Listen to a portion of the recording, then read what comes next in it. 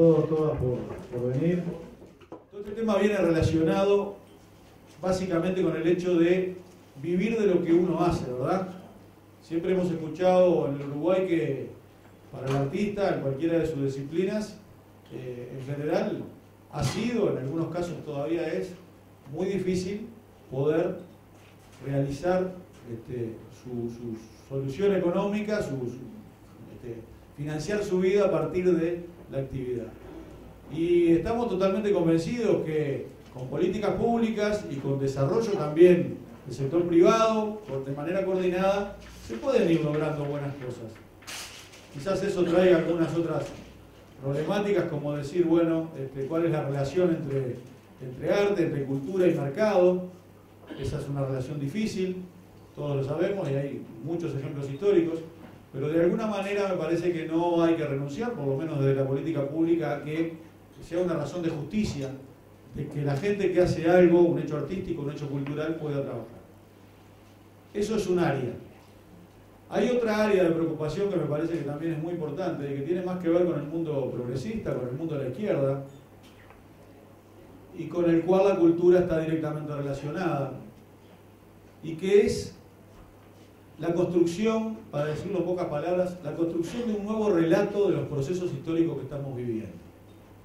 Yo siento que a veces, tengo 52 años, soy de la generación del 83, acá hay muchos de esos, hay gente mayor que ha vivido otros procesos, predictadura, etc. Hay gente menor que ha vivido menos de esos procesos, pero siento que a veces, cada vez menos, quizás este proceso eleccionario, este año eleccionario, sea un curso acelerado para la construcción de este relato, de este nuevo relato, pero siento que a veces hemos estado repitiendo más eslóganes o realidades que tienen más que ver con décadas pasadas que con lo que está sucediendo hoy en día. Sé que es provocador esto, pero me parece que bueno, que este tipo de instancias tienen que ayudar a eso. De alguna manera, con los compañeros que hemos ido conversando antes, se me ocurrió una imagen que puede ser bastante gráfica para explicar o para esta sensación, este pensamiento que tengo. En algún tiempo cantamos a desalambrar, ¿verdad? Y eso representaba toda una filosofía, una épica, una visión del mundo. Algunas décadas después, un par de décadas después, cantamos a redoblar. Y también significaba una épica y una visión muy clara. Yo hoy le pongo la A y digo, ¿hoy a qué es? Y pongamos el verbo entre todos. Muchas gracias.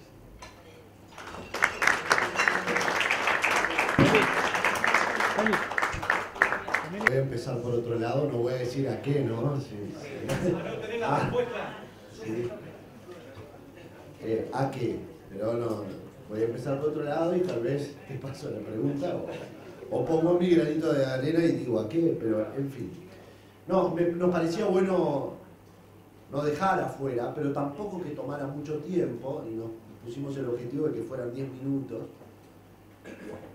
la situación en la que estamos y la construcción. Eso implica dejar afuera muchísimos proyectos que emergieron en el último tiempo y realmente me siento con la libertad de no hacer un recuento de todo lo hecho, sino hacer, tal vez relatar una impresión personal. Se da una particularidad, o a mí se me da una particularidad. Yo empecé a hacer teatro, empecé a estudiarlo tal vez un poco antes, pero estrené uno de mis primeros espectáculos, que era Mi Muñequita, en el 2004. Fue hace 10 años, en donde yo siento que me sumergí, y no encuentro mejor palabra, por ahora no me hundí, pero me sumergí en el sistema cultural, sobre todo teatral. Y entonces tengo una impresión fuerte de cómo estaba la situación en el 2004 y sobre todo el camino hecho. Vuelvo a repetir, puedo pecar un poco de inconsciencia o ignorancia, sobre todo, de lo que sucedía años antes de eso. Tengo una impresión muy vívida de cuando yo empecé, cómo estaba la situación.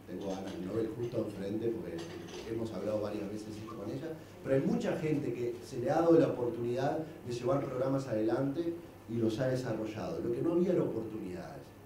Entonces, a mí me gustaría con esta historia de qué pasa con la cultura, nos enfrentamos a un desafío nuevo, que no es, antes era muy notorio lo que no había, lo que no existía, y ese antes es muy reciente, 10 años. Entonces uno hablaba desde la necesidad. El desafío ahora es imaginar, es pensar y planificar, con personas que existen, porque este sería un problema, tenemos que pensar un modelo y no hay quien lo piense, hay muchas personas para pensarlo, pero el desafío ya no es el recuento de lo que hay, por eso nos tomamos deliberadamente poco, que es demasiado, no es suficiente, pero es demasiado para el tiempo que hemos tenido, porque es impensable, lo hemos olvidado. 10 años es nada, realmente, para el salto que ha habido. Pero lo que pasa es que el camino que nos imaginamos, y en lo personal, será imaginar a pensar, o a, no sé, no quiero decir nada, pero será imaginar, porque mis ambiciones son muy superiores a la realidad, mis ambiciones ciudadanas. Yo sueño un país cultural mucho más grande del que tenemos. Y que el cambio y el salto haya sido grande, no quiere decir que el salto, el cambio que pretendo no sea mayor. Entonces, estamos en el momento de poner en valor todo lo hecho, porque si en ese lapso pudimos hacer, quiero decir, porque no fue solo un logro de una administración o de dos, que lo fue, sino que acá hubo cambios de cabeza de la ciudadanía en conjunto, que ha dejado, por ejemplo, de cuestionar la inversión en cultura, y tenemos que defenderlo. No podemos volver atrás a cuánto se invierte en cultura, a cuánto se gasta, se decía antes, ¿no? No podemos, nos resignamos a volver a esa discusión. Porque que el Uruguay hoy esté pensando en cómo quiere ser en el 2030, en si puede hacer o no un evento internacional, en si puede o no, que yo creo que es uno de los desafíos, generar un sistema que profesionalice al sistema cultural, que permita a los artistas exportar, importar, venir, generar intercambios y sobre todo que eso se vea en un disfrute ciudadano real, es el desafío. Cierro con esta anécdota. Cuando se pensó el Festival Internacional de Teatro, va a ser ya unos 6 años, 7 años, se pensó porque a Montevideo no venían espectáculos internacionales. Entonces, si no era a través de un festival, no iba a venir un espectáculo internacional.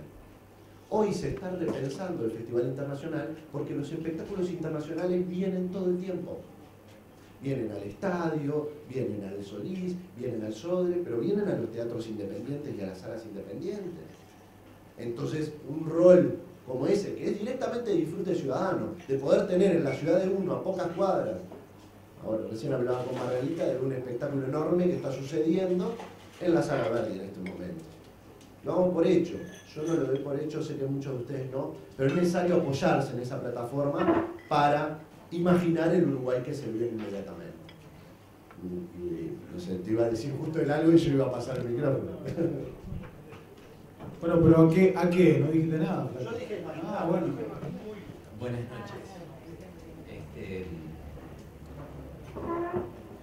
Me impone primero un saludo. Me impone mucho en la mesa, me impone mucho esta reunión, me impone mucho nervio esta conversación. Porque veo caras de amigos que admiro mucho a Gabriel y a Álvaro, culpa de ellos estoy acá, hermano. Y después de lo dicho por Gabriel, y como para hacer me pasó una cosa interesante ahora cuando venía, me encuentro con Gerardo Trigo y con Gustavo Ibarra. Un viaje al pasado, venía a un boliche a hablar de cultura con Gustavo Ibarra, fue como el lobizón de vuelta, ¿dónde está el Darno? Tremendo, Darno salud. Roberto Suárez hace unos días nos decía, hay conversaciones que solo se dan en los boliches, ¿no? Y es verdad, por lo menos entre nosotros.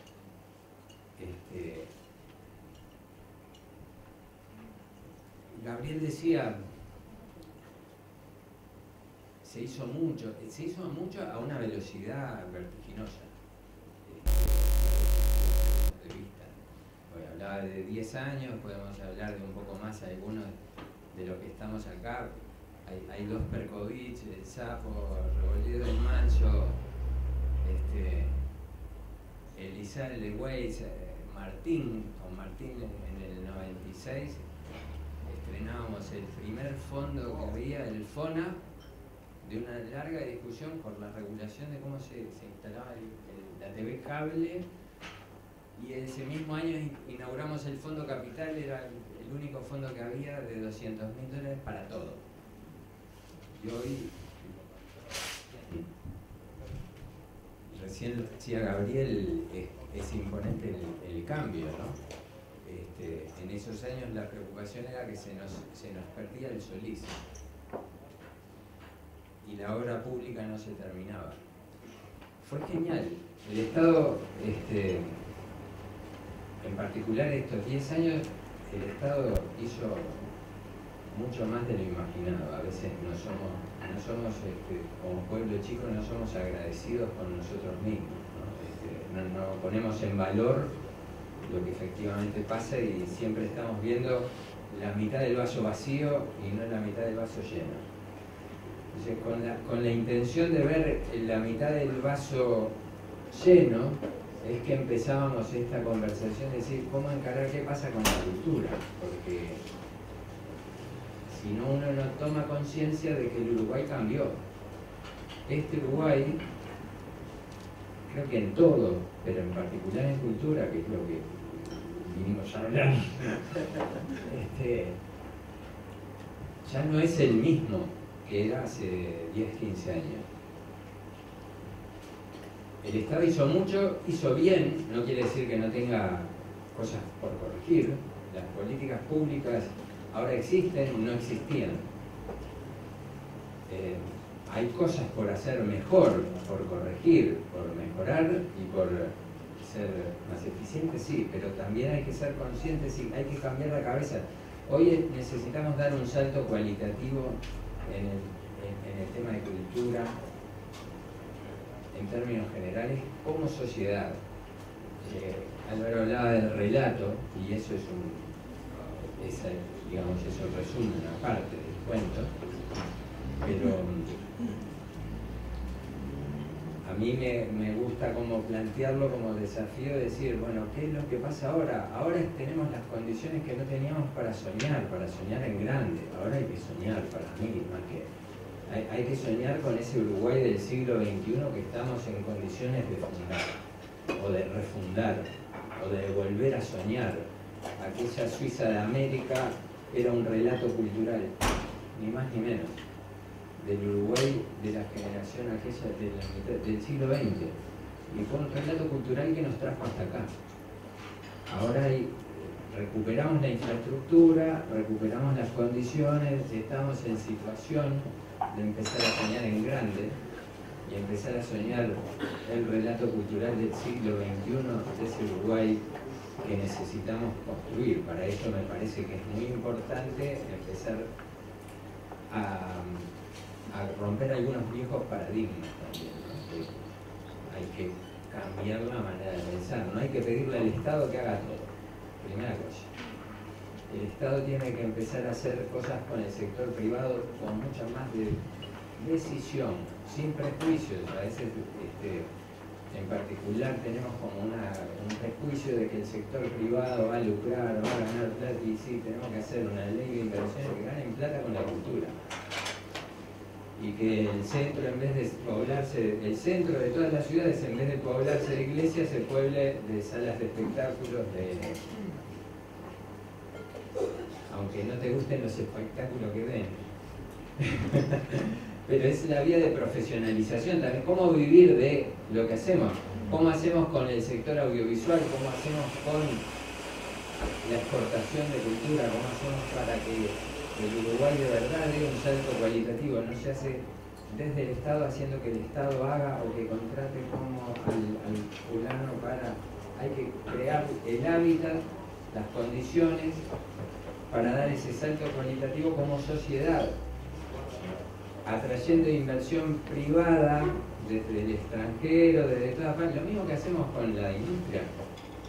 hay que hacerlo también en la cultura. Es provocador. Hay que corregir para eso la institucionalidad cultural del Uruguay. También como provocación a mí me gusta, y en este ámbito con tantos amigos, decirlo. No podemos seguir con un Ministerio de Educación y Cultura de la forma en la que está, no podemos seguir con un sistema de música como el que tenemos, no podemos seguir con un sistema de formación y de escuelas en las artes como las tenemos. Necesitamos tener un Ministerio de Cultura, necesitamos tener un Consejo Nacional de Cultura que evite que los egos de cada una de las personas que llegan a ocupar esos puestos terminen siendo su caprichito personal. Tenemos que tener una agencia o una pata de la Agencia Nacional para el Desarrollo para ser eficientes en la parte que ejecutamos, interactuamos y que desarrollamos fondos. Tenemos que tener una regulación mucho más progresista y una regulación policial que anda cerrando los emprendimientos de jóvenes. Tenemos que ser pro jóvenes, que abran boliches y que abran teatros y que abran salas de espectáculos y que abran editoriales y que arriesguen su trabajo, su tiempo, su energía con una regulación de un país progresista que les ayuda, que les estimula, que los promueve y que les ayuda a conseguir incluso el capital, la inversión y desarrollarse. Y no tener miedo a que haya gente que gana plata con la cultura. Y para hacer, me volví provocador hoy, como es conversación de boliche, los boliches de agosto, creo que el desafío que tenemos es a cambiarle un poco el paradigma de cómo vemos la cultura desde el Estado.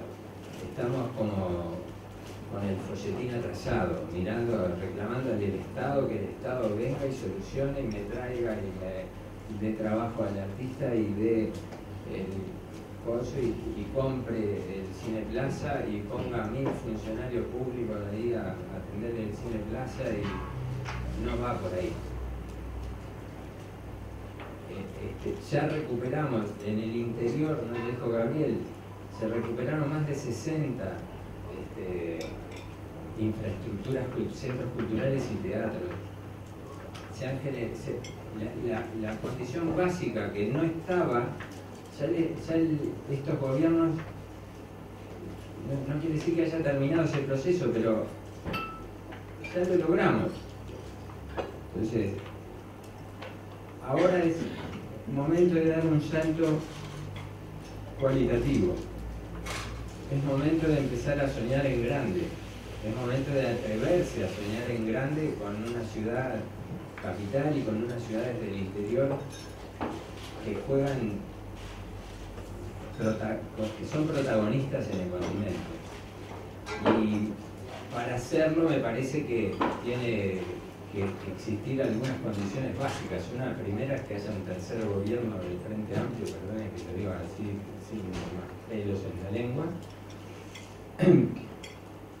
pero fundamentalmente que todos nosotros cambiemos la cabeza. Porque si seguimos pensando como en aquellos viejos paradigmas de hace 15, 20, 30 años, nos trancamos, nos damos con el techo contra la cabeza. Y no se trata de decir después al próximo ministro de Economía me tenés que dar más plata para cultura.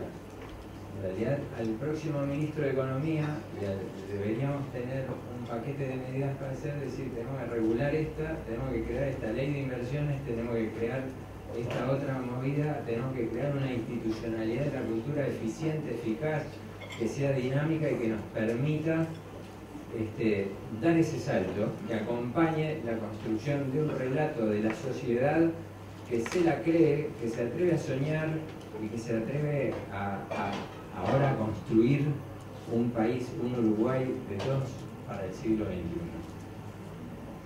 Muchas gracias.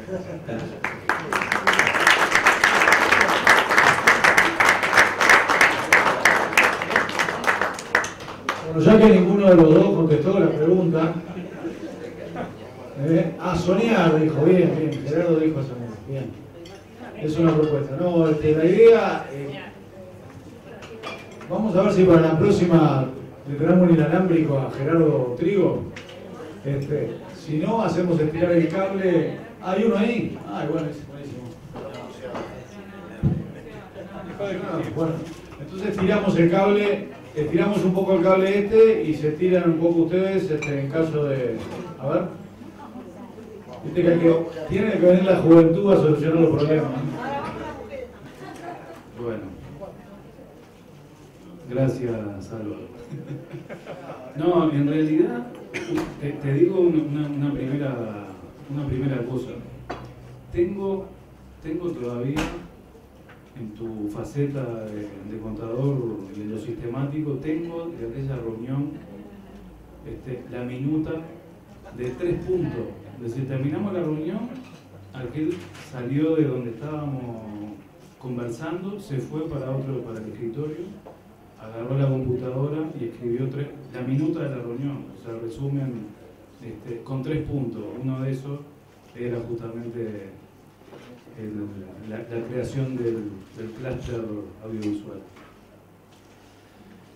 Y que de alguna forma tiene que ver con muchas de las cosas que se han planteado en las otras intervenciones, ¿no? Es decir, con el tema de imaginarse nuevas formas de encarar todo esto, y de una cosa que es fundamental a mi entender, que es romper el techo que hoy sí lo tenemos visible. Hace 10, 15, 20 años el techo no estaba a la vista, y hoy está. Hoy está. Entonces, una de las yo diría, a romper, y cada uno después habrá que a romper, o esa escalera al cielo, es decir, de ver cómo hay cosas que se siguen construyendo escalonadamente. Yo quisiera solamente tres aspectos que para mí son para sumar en esta conversación de boliche. Se han dicho muchas cosas y con mucha razón con relación al inventario cultural de los últimos años. Y hay una cosa que es fundamental en muchas de ellas, y a veces cuando faltan nos damos cuenta, y eso habla de la sustentabilidad de la política. Para que justamente no pase lo que decía Gerardo, que cada uno viene con su librito y dice, bueno, esta es la política cultural. Cuando en realidad es una política de la embarazada, del antojo. Entonces, justamente para evitar eso, la sostenibilidad yo creo que es una de las claves fundamentales. Y la sostenibilidad tiene que ver con que las cosas se transformen en un problema o en una cuestión para mucha gente, no para poca gente. Hoy yo que este tema lo veo desde la televisión pública, digo, ¿cuál ha sido uno de los problemas fundamentales de la televisión pública? Porque hay un proceso mirando el audiovisual en el cine, en la publicidad, en la animación, etc., y no hay en la construcción del audiovisual televisivo. ¿Por qué? Porque la televisión pública no ha sido un problema de casi nadie. El Estado, lo público que se desentendió durante muchísimo tiempo, los hacedores tampoco veían la pantalla televisiva como un soporte real y posible. Y de alguna manera yo creo que la sostenibilidad también tiene que ver con esas lecturas y con esos intangibles que cada uno le va agregando. El segundo aspecto que yo lo incorporo a esta conversación, yo lo miro muchas veces desde mi experiencia en el audiovisual, y estoy obsesionado con este aspecto, que es la pelea por el público y la audiencia. Yo creo que se está debatiendo y se está discutiendo muy poco con respecto en cuánta gente ve y cuánta gente disfruta de las cosas que los hacedores, los productores ponen en el ruedo. Por supuesto, no solamente aquello que, el Estado financia, alimente, sino, ¿qué pasa con los otros componentes de la sociedad? Yo creo que esa debe ser una preocupación que se instale en absolutamente todos los colectivos creativos. ¿Para quién estamos haciendo las cosas? ¿Qué es lo que estamos proponiendo? ¿Qué tipo de teatro, qué tipo de cine, qué tipo de contenidos audiovisuales estamos generando? ¿para quién? ¿Quién los ve? Porque aparte no estamos hablando de público pasivo, sino estamos hablando de productores y realizadores que son también públicos. Ese es un segundo aspecto que yo lo pondría en primero, casi el taquito de oro, ¿no? La constante, es decir, ¿para quién hacemos lo que hacemos? Y en tercer lugar, yo creo que también, en función de pensar para adelante, yo hace poco, con alguna cuestión que pasó con alguna película uruguaya, también provocando, pensaba y decía, bueno, ¿qué pasa con los mecanismos que hay de incentivo fiscal? Pensando justamente en esa alianza público-privado que yo creo que hay que seguir trabajándola y profundizando muchísimo. El público, por un lado, la alianza público, de las políticas públicas con las inversiones. Tenemos una ley de inversiones que atiende lo tradicional y muy bien, lo ha hecho. Es decir, es una de las leyes de la región que han generado de alguna forma los diferenciales desde el punto de vista de los sectores productivos tradicionales. Bueno, ¿no será ahora no solamente la ley de inversiones, sino otra serie de mecanismos? ¿No será hora de valorar los intangibles y no solamente los tangibles? En las inversiones, en la generación de inversiones del sector privado. ¿Cómo hacemos para que la generación de cultura, la generación de ciudadanía pese tanto como la generación de puestos de trabajo, como la generación de oportunidades para sectores, para los sectores más vulnerables, etc.? Yo creo que en eso hay que afinar todavía muchísimo. Por ahí me parece que pueden ir muchas de las cosas que favorezcan justamente a generar un dinamismo mayor. Solamente el Estado seguramente no lo va a hacer, y solamente con la capacidad y el número del mercado montevideano y uruguayo, mucho menos. Entonces, por supuesto, la política de exportación de cultura tiene que ser absolutamente más clara, más nítida, mucho más de ofensiva, muchísimo más de ofensiva. Entonces, bueno, yo creo que también, como en algunas políticas sociales se piensa, yo que sé, en los planes de 7 zonas, es decir, la interacción de varias políticas públicas vinculadas cómo la transversalidad también en la atención de los temas de la cultura se transforma en una cuestión de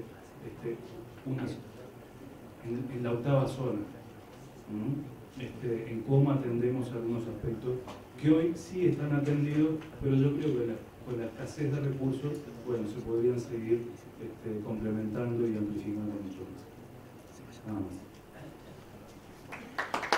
Siguiendo la línea de lo que decías, estaba pensando recién, que cuando uno piensa en salud, ¿no?, en educación, no se cuestiona tanto cuál es el lugar del Estado, cuál es el lugar del privado.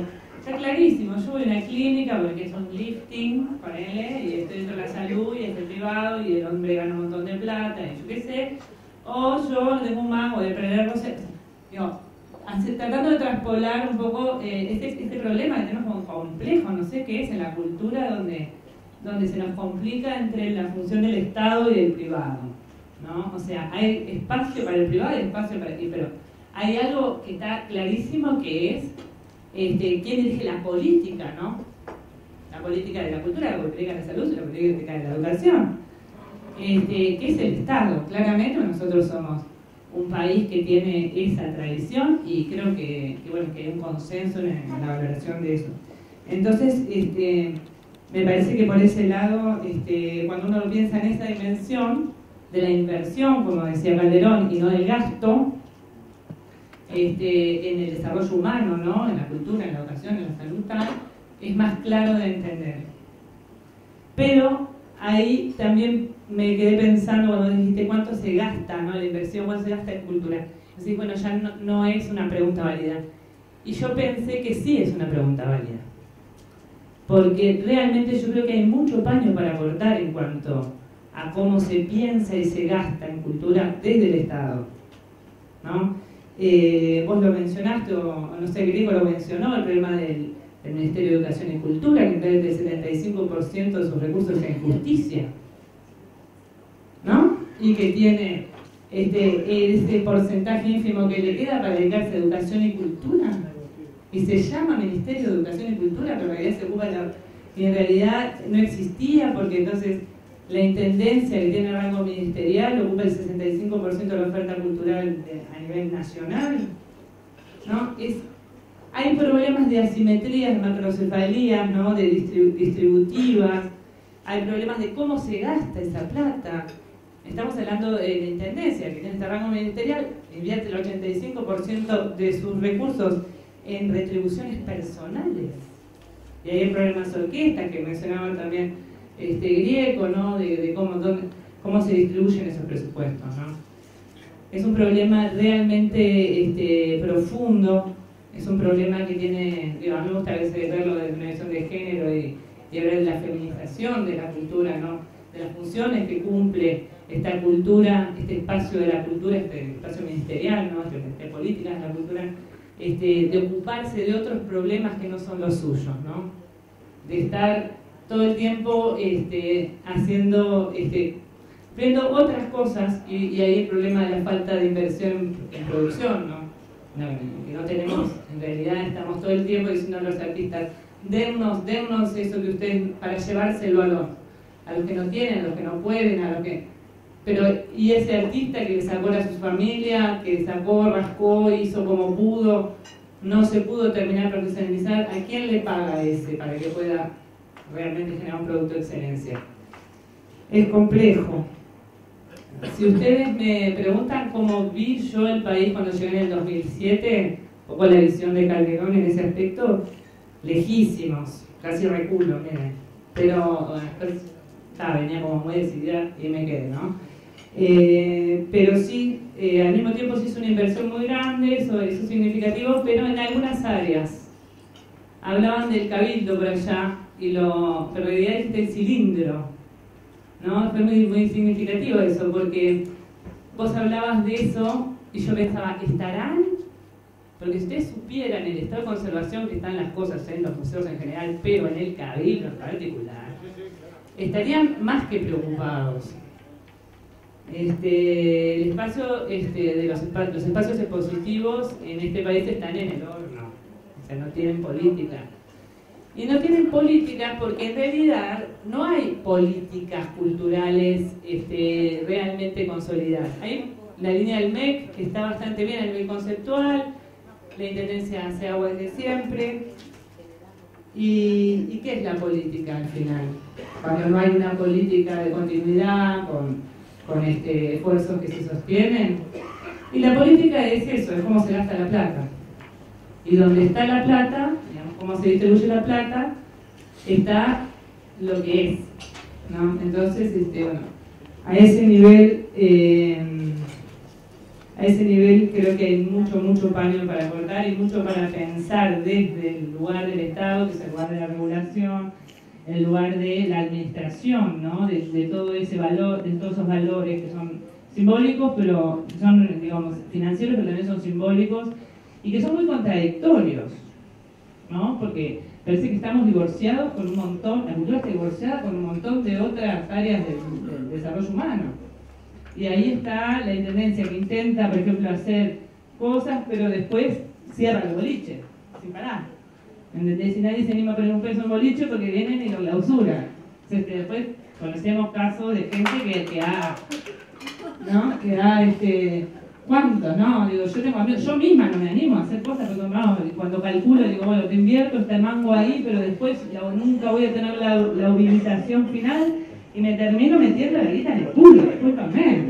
Me he enterrado, como han enterrado a varios de amigos, de todo el mundo conocer acá. Entonces hay cuestiones realmente muy contradictorias, ¿viste? Es como una especie de una ambivalencia, como decir sí, vamos arriba, pero por otro lado decir no, estamos en el horno. Y bueno, y para la formación del público, que era el último tema que me había notado, la formación de públicos está está como en un punto, digamos, de la línea de la agenda en la que no llegamos nunca. Porque con todas estas dificultades no llegamos nunca. Así que bueno, nada, abrir los ganchos, Spilines, abrir los ganchos, porque, digamos, un poco salir de la autocomplacencia y ver qué vamos a hacer, porque está complicado. ¿No? Y las contradicciones son propias del hacer. Acá hay un cambio fundamental, ¿no? de tomar acciones a veces en contrasentido. Yo me animo a discrepar, para no comentar todo, que me parecía muy bien los dos aportes. Me animaría a discrepar en algo. Primero, yo creo que no es menor que el Ministerio de Cultura haga. Eso es una política cultural. No es la única, ¿no? Pero haga. Y creo que ha hecho en museos y mucho. Otra cosa es que falte. Pero yo, esto me pasa a mí, y como no soy viejo, me lo permito. No, esto soy viejo de la mente, seguramente. Pero no soy viejo, me lo permito, pero el Museo de Artes Visuales durante 40 años no tuvo concurso. No había un espacio de arte contemporáneo nacional, ¿sí? Municipal, no había. Y esos cambios son, hay un sistema nacional de museos. El otro día fui al Palacio Taranto. Bueno, todo podrá funcionar mejor, pero es muy diferente a decir no existe, hay que hacer algo. Yo creo que se podrá discrepar, yo puedo decir, el trabajo que hace tal está mal, pero no voy a decir que no existe, está mal hecho.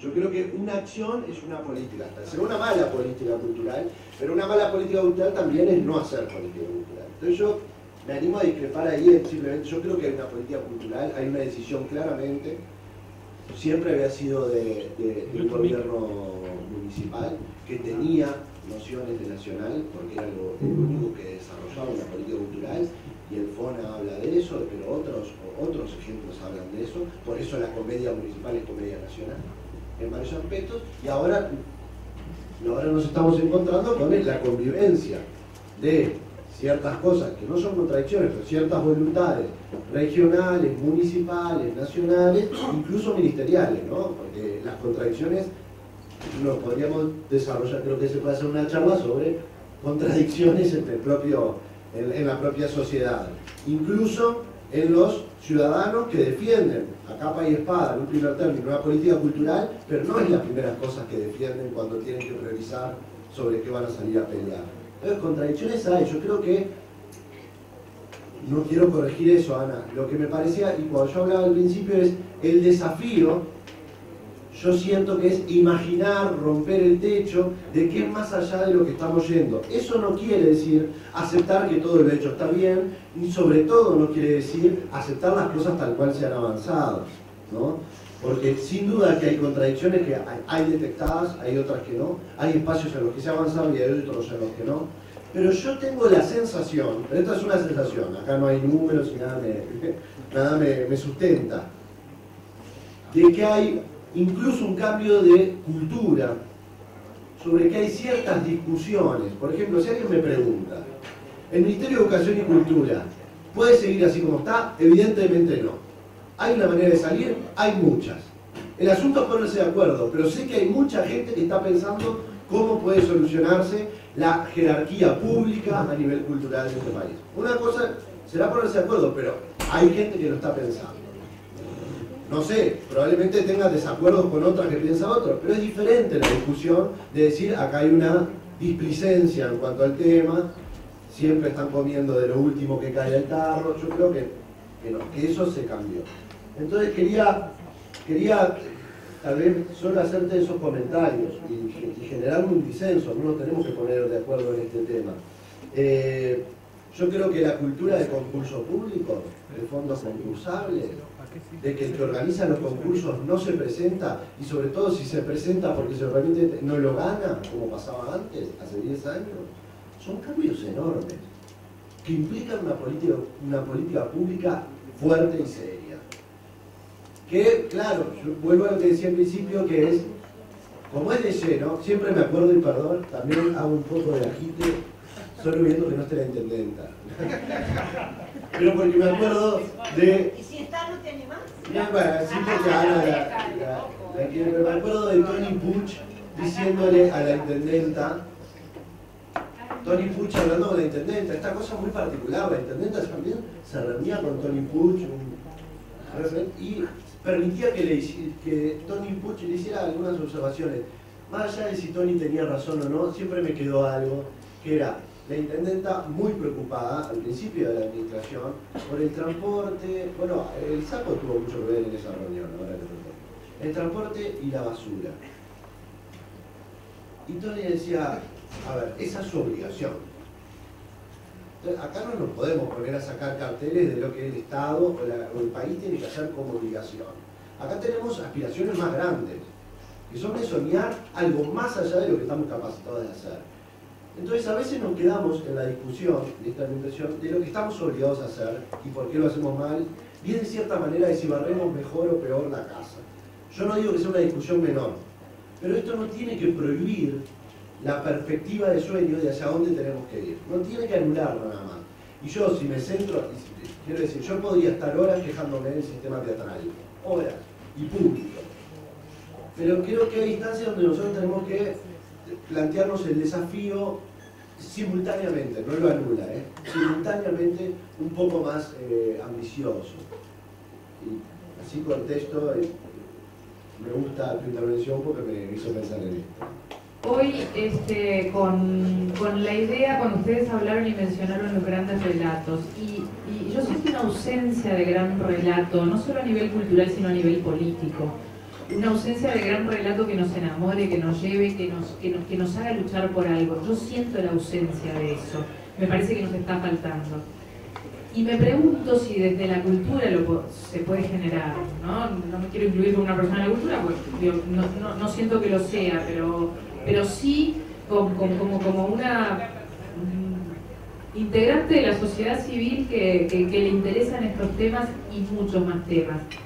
¿Seremos capaces de generar un gran relato desde la cultura y que trascienda la cultura y se vuelva un gran relato político para que la gente se enganche en un proyecto colectivo nuevo y seguir queriendo el hombre nuevo, etcétera? ¿O nos conformamos con que estamos bien, con que no estamos en crisis, con que nos está yendo mejor, entonces como nos está yendo mejor, y bueno, hacemos un poco la plancha? A todos nos pasa, no es que le pasa a unos, o sea, a mí también, a todos nos pasa. Yo leí una entrevista que le hicieron a Paul Auster cuando estuvo en Buenos Aires, y a mí Paul Auster es un escritor que no me gusta nada. A ver, no me gusta nada. O al menos un poquitito. Pero Paul Auster dijo, cuando se cayó el muro de Berlín se nos cayó todo porque ya no teníamos esperanza. Porque antes creíamos por lo menos que un día iba a venir la revolución y un día iba a pasar algo diferente. Cuando eso no pasó, se nos cayó todo. Y a mí me empezó a gustar un poquito más Paul Auster porque dijo una cosa que yo la siento propia. ¿Cuál es el relato por el que vamos? ¿Cuál es el gran relato a por el que vamos? ¿Lo podemos generar desde la cultura? Y no tiene que ver con políticas culturales concretas, sino con que todavía seguir creyendo en alguna utopía. Esto que comparto totalmente, porque me parece que es la cultura la que tiene que construir un relato. Hay una cosa que discuto con todos los directores de cultura, y es que me parece un error separar la educación de la cultura. Este país ha estado tradicionalmente separado del sistema educativo de la construcción justamente de un relato en el que la cultura le puede apropiar. Es decir, que los niños y las niñas empiecen a construir otro relato, otra ciudad, otra ciudadanía del país. Entonces, cuando se plantea muchas veces desde la cultura la creación de un ministerio de cultura, me parece que más allá de lo inexpugnable que es el sistema educativo para incluir, yo creo que los esfuerzos que se han hecho son titánicos, pero me parece que hay que seguir insistiendo en eso. No puedo entender separada la cultura del sistema educativo y de que se incluya y de que se piense en otra forma de ciudadanía para los niños y las niñas y que crean por eso. Yo no sé, me parece que es muy distinta la experiencia de niños y niñas que seguramente no lo van a recibir en su casa, el estímulo cultural. Y que eso hace de personas críticas. y que entonces todos los actores culturales que lo que provocan es eso, ciudadanía crítica, bueno, deberían extender las puertas abiertas del sistema educativo. Yo creo que esa es la gran batalla de un gobierno que se dice progresista en tratar de involucrar esas dos cosas. No puedo evitar, dado mi experiencia de trabajo en grupos y de dinámica de grupos, de decir que desde que el micrófono empezó a circular, la mayor cantidad de intervenciones hemos sido mujeres. Pero los señores que están en la mesa de adelante son todos hombres. Esta es un poco el chivo de género, que es más que un chivo, es una apuesta vital. Con respecto al tema de la cultura, que es el que hoy nos convoca, yo voy a ir, me parece un poco por otro lado, pero espero que sea algo que nos ayude a todos a reflexionar o a compartir. Obviamente que está muy bien que se viva de lo que nos gusta. Y de eso todas las políticas culturales se están encargando y se está pidiendo que lo hagan más, etcétera, etcétera, y yo apoyo. Ahora, vivir de lo que nos gusta hacer está muy bien, pero hacer lo que nos gusta, ¿realmente podemos hacerlo más allá del dinero que ganemos? ¿Hay la suficiente incentivación en la sociedad en la que vivimos para que el arte, por ejemplo, sea una aspiración de vida? O más bien lo que se promueve es estudiar las cosas que te van a dar plata, hacer una carrera que te garantice un buen empleo. ¿No son esos un poco los valores que están circulando entre nosotros? ¿Y eso tiene que ver con la cultura? Bueno, sí, tiene que ver con el modus imperandi de una ideología determinada. Yo lo que quería plantear acá es que en lo que he vivido, he leído, he trabajado, la cultura ha sido siempre transgresora. El arte ha sido transgresor. Los grandes artistas han sido transgresores en su época. Entonces mi gran pregunta es la institucionalidad de la cultura. Está muy bien para todo esto que se está manejando, como es el que se pueda vivir de eso, generar trabajo, generar, motivar, todo eso está muy bien, pero no podemos perder, me parece a mí, la dimensión de la transgresión de la cultura. Es decir, como es, en definitiva, la transgresión de la izquierda, vamos a entenderlo. Políticas públicas, muy bien, fantástico, claro que tiene que haber, y tienen que incentivar lo mejor y lo que ayude más a las personas, para todo. Pero si somos de izquierda tenemos que seguir siendo transgresores. Y si queremos cultura, tenemos que seguir siendo transgresores. Nada de aceptar el statu quo. No. El statu quo siempre tiene que modificarse, siempre tiene que ir a más. Ustedes lo decían de otra manera. No nos conformamos con lo que está. Queremos soñar otras cosas, queremos imaginar otras cosas. Bueno, eso supone también, eso supone ir contra lo que está establecido. Entonces hay que hacer tal vez un equilibrio, un gran equilibrio, que capaz que ese es el desafío mayor. Estar en el gobierno, implementar políticas públicas de cultura y al mismo tiempo estar en la sociedad como personas a las que le importa la cultura o como creadores, cuestionando todo, o casi todo, por la positiva, por la positiva. Porque yo creo que las construcciones culturales son por la positividad, aunque a veces no se entiendan en el momento en que se pasa. Y una última cosa que quería decir, o dos últimas cosas. Acá hablaste tú de la épica. La épica de los que, y yo me siento de esa generación, predictadura y dictadura, y la épica de la generación del 83. Aquí hay algunos que yo conozco, que fueron los que también provocaron o ayudaron a hacer caer la dictadura. Pero la épica tiene resistencia, la épica tiene lucha, combate. Hoy estamos en otra historia y se nos complica. Cuando vos ponés los puntos suspensivos y decís, ¿qué épica? Yo me pregunto, ¿podemos tener una épica sin lucha, sin resistencia, sin combate? Es difícil. Capaz que entonces tengamos que buscar otro concepto. Capaz que tenemos que encontrar el concepto de la mística de... ¿Y saben lo que yo voy a usar? Una palabra que no es muy usada, ni en las políticas públicas, ni en los discursos políticos. La felicidad. Seamos más felices. Y para ser más felices, tenemos que poder expresarnos desde lo más adentro que tenemos. Y eso es el arte y eso es la cultura. Muchas gracias. Le voy a robar un minutito al Sapo que le toca ahora. Yo creo que ahí está el punto, Yo creo que ahí está el punto, tanto en el tema de cultura como en el tema de política. Cuando el planteamiento de la creación de un nuevo relato es un nuevo relato desde el poder. ¿Cómo se hace para mantener la rebeldía,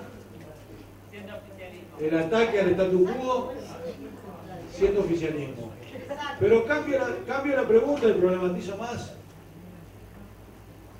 ¿Vamos a abandonar la posibilidad de cambiar las cosas en una democracia, desde el poder, como corresponde, para mantener la rebeldía y el ataque al statu quo?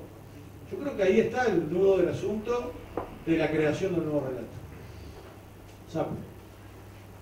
No pensaba hablar porque venía a escucharme, me trajo aplauso para cuando estaba en el fondo. Venía a escuchar y la verdad me gustó lo que he escuchado hasta ahora, pero como me han tocado la oreja un par de veces, diciendo la intendencia y el Sapo que está ahí, bueno, algo tengo que decir. ¿Sí? Lo primero es que me gustó la imagen que manejaba Álvaro respecto a las etapas con canciones, ¿no? Primero fue a desalambrar, después fue a redoblar, ¿ahora qué es? Yo creo que le contestaron Gabriel y Gerardo y el resto de las intervenciones. Sin duda que es a soñar, que es a imaginar, que es a inventar, que es a fundar. O hacer. Hacer sin duda, pero fundando. Me parece que a mí me convoca ese tipo de, no sé, la canción que habrá por ahí, crear valor. Nosotros fuimos capaces como sociedad de crear un modelo a principios del siglo XX. Bueno, tenemos la oportunidad de crear el modelo del siglo XXI. Me parece que de hecho es más de una cosa que estamos haciendo. De la cultura tenemos que hacerlo también. Me gustó esa imagen con canciones, para mí está respondida por ahí. Me gustó lo que decía Gabriel respecto a que lo primero que hay que hacer es reconocer cuánto hemos avanzado. ¿Sí? Ser agradecidos con nosotros mismos respecto a lo que realmente hemos hecho, no solo en estos últimos 10 años. Porque, y ahí voy con el tema de la oreja personal, en los últimos 25 años hablan de renovación de infraestructuras, hablan de creación de fondos, hablan de concursos transparentes, hablan de formación, de inversión en cultura, y eso tiene un nombre original desde la gestión de la izquierda, que es Intendencia de Montevideo. Todo eso que se siguió haciendo en el gobierno nacional, y mejor en muchos ámbitos, empezó en la Intendencia y continúa haciéndose en la Intendencia de Montevideo. Ana manejaba que el 85% de los recursos de la Intendencia van para retribuciones personales. Eso no es verdad en relación a lo general. La Intendencia gasta menos del 50% de sus recursos en retribuciones personales y casi el 30% en inversiones. Entonces hay cosas que se manejan como ideas que... Sí, Ana me estaba diciendo ahora que esa referencia tiene que ver con el gasto en cultura. Y en cultura es verdad, la mayor parte del presupuesto, que es entre el 10 y el 13% del presupuesto global de la Intendencia, se gasta en retribuciones personales. Pero eso también es un tema que hay que revisar globalmente. Acá está el Manso, que estuvo con responsabilidad también en ese ámbito, como Ana. Pero también hay que reconocer que cuando un servicio se brinda a través de personas, es razonable gastar en sueldos. No es un tema de que esté bien o esté mal. Tiene que ver con lo que tiene que ver el sentido de la actividad. Pero más allá de eso, que en todo caso es una anécdota que creo que era importante aclararla para que no quedara reforzado un mito, me parece que es bien importante lo que decía Gabriel, que acá, con todo lo que reconocemos que se ha hecho, no estamos hablando de un techo, estamos hablando de un piso. Y que el techo justamente lo tenemos que levantar y romper. Y por último, me parecía muy claro lo que señalaba Gerardo respecto a que todo esto lo que supone es la obligación de crear una nueva institucionalidad. A mí me gusta mucho el modelo que venimos aplicando en otras áreas de la actividad del país, que tienen que ver con que un ámbito regula, otro, el de las agencias, ejecuta, y hay incentivos a través de leyes de promociones, o como se llamen, que promueven el apalancamiento a través de fondos públicos o de normas públicas de los fondos privados, del capital que tiene la sociedad para hacer las cosas. A mí me parece que es el modelo correcto y hay que ir para adelante por eso en la cultura también. Con una especial atención a un problema que hay que tiene que ver en la cultura con el peso de lo corporativo, no solo en la cultura, pero en la cultura especialmente, en el país entero, pero en la cultura me parece que especialmente hay un tema. Con la distinción entre lo público y lo privado, como en lo que tiene que ver con el trabajo, creo que es un desafío que tenemos para enfrentar. Y bueno, sin perjuicio de esos obstáculos, o a pesar de ellos mismos, me parece que el modelo que estamos aplicando exitosamente en otras áreas de la actividad, está bien que lo terminemos de empujar y desarrollar en el ámbito de la cultura. Creo que el asunto de los clústeres o los conglomerados es también un modelo adecuado. Hablaban de los boliches, ¿no? Y otra vez la intendencia, la misma intendencia que promueve todo lo que promueve cultura, a su vez muchas veces cierra boliches. Y sí, hay conflictos, hay que regular conflictos, ¿no? En todo caso, lo que hace falta es que el conjunto de los boliches armen un clúster de gastronomía y entretenimiento y se pongan a conversar y proponer reglas de juego que permitan convivir con el resto de las actividades de la ciudad para que ni uno ni otro sean perjudicados. Pero bueno, nada, quería decir que lo que vine a escuchar me complace, me gustan las tres ideas fuerzas que registré de lo que plantearon los exponentes de hoy y que estoy por eso. Progresista empieza con pro, hay que ir para adelante.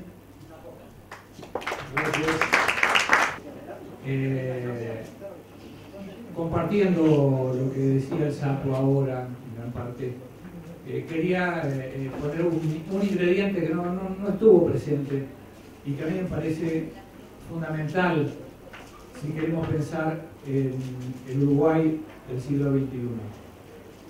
Antes que nada, una precisión. Martín, no estabas en el ICAO cuando empezamos el clúster. No, o sea, estabas en una cosa muy pequeña que se llamaba Unidad de Locaciones. Sí.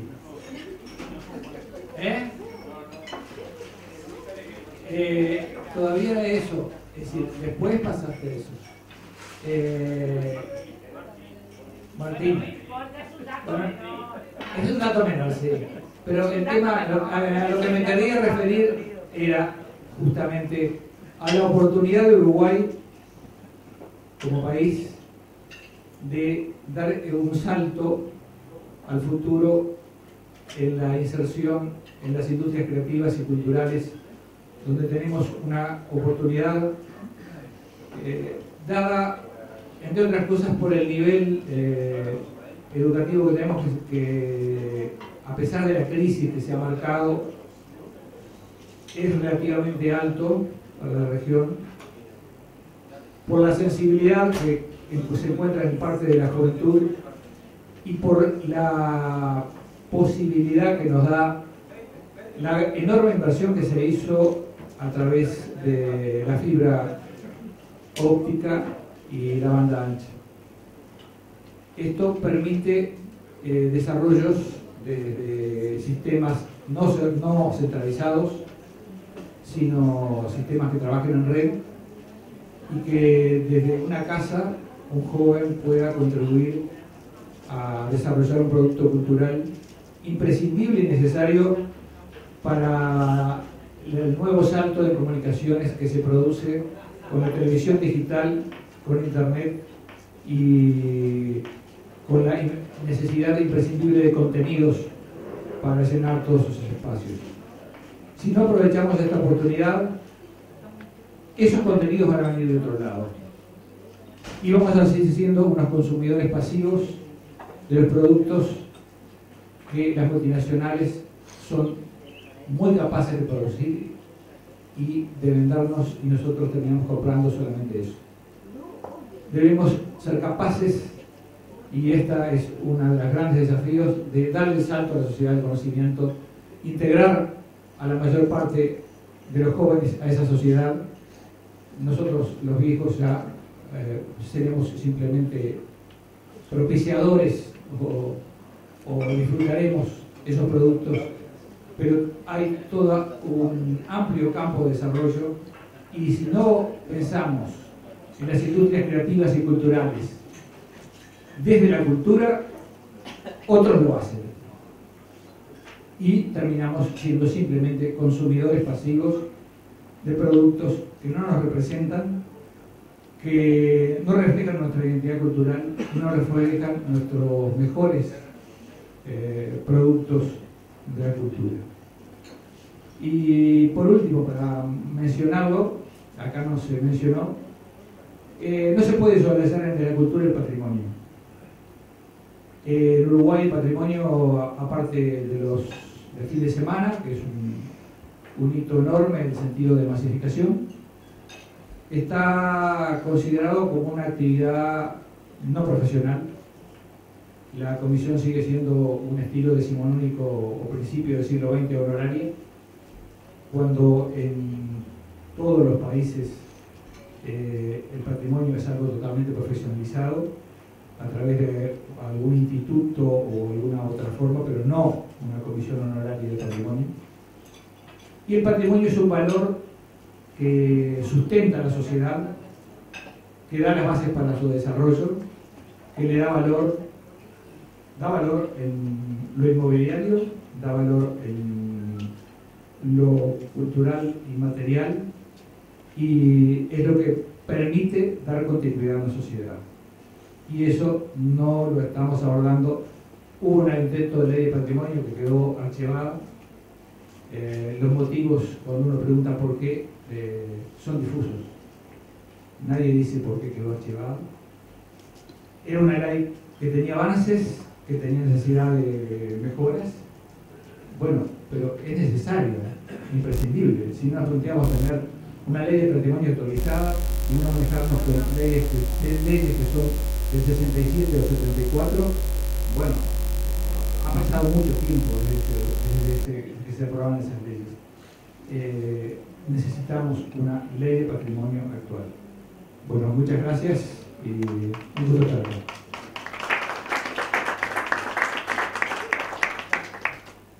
Roberto se anima. Baja bien y después Roberto. Cortita, quería hacer una pregunta concreta a los tres representantes de la mesa. Soy Javier Alfonso de Semanario Búsqueda. Gerardo dijo al pasar que buena parte del proyecto y de la visión hacia el futuro en cultura dependía en buena parte del triunfo del Frente Amplio en las próximas elecciones. Por otra parte, Hugo Achugar, director de Cultura, ha dicho en las últimas oportunidades, cuando presentó un acuerdo de todos los departamentos de cultura de todas las tendencias hacia un plan nacional de cultura, de que hay planes a mediano, corto y mediano plazo, ni que hablar a largo plazo, que la idea es que funcionen y que sigan para adelante más allá de los gobiernos, y lo ha recalcado, más allá de quién esté en el poder. Y quizás en el último año se ha abierto el panorama para esta elección, que hasta hace un año y poco no estaba más cerrado, ahora está abierto. ¿Qué pasa con la cultura si no va en el Frente Amplio en octubre? Lástima que no está en la calle acá, porque si no podría responder esa pregunta. Me refiero a la cantidad de gestores y técnicos que están hoy ocupando cargos y puestos yo le voy a dar que pueden continuar, o cómo continúa toda esta andanada de proyectos y de legislación y de leyes hacia adelante. Está claro. Yo le voy a dar a Gerardo para que se haga cargo de la afirmación que dijo en una asociación civil que no tiene afiliación partidaria ninguna, pero bueno, él se hará cargo de esa afirmación. Yo voy a dar una respuesta muy breve. Creo que el Estado tiene una continuidad, y me independientemente del Estado democrático, tiene una continuidad independientemente de los gobiernos que existan en ella, ¿verdad? Y por lo tanto hay políticas que van a tener su continuidad necesariamente.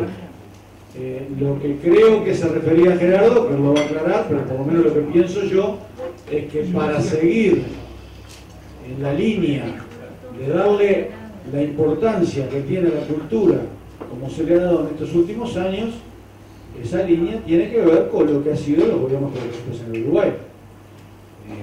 Ni más ni menos que eso, creo que está muy claro, pero Gerardo podrá responder lo que tú quieras.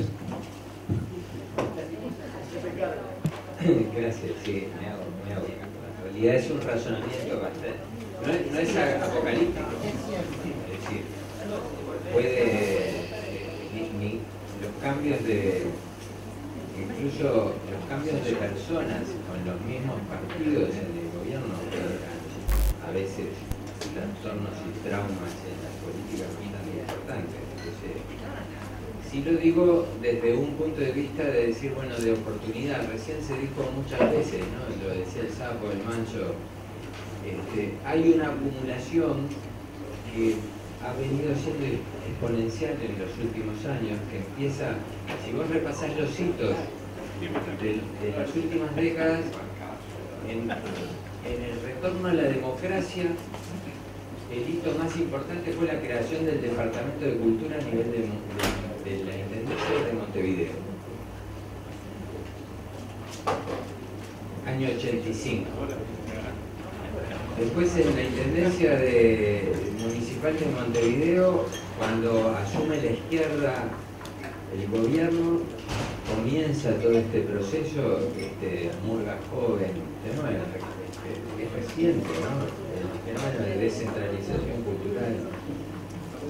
El Florencio Sánchez, Teatro allá en el Cerro, cuando empezó, cada cosa era como una especie de montaña gigante.